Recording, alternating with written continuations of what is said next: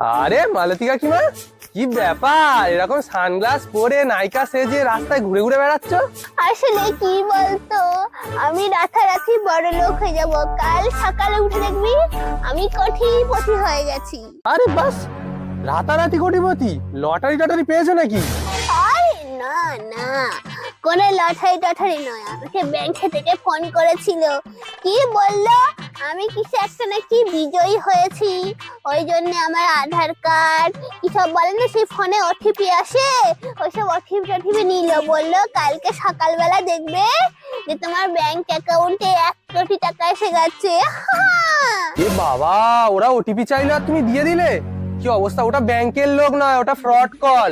ওরা কল করে ওরকম লোকের ওটিপি নিয়ে আর সব টাকা তুলে নেয়। কালকে সকালে কোটিপতি তো ছেড়ে দাও, তুমি ভিখারি হয়ে যাবে। কি বলছিস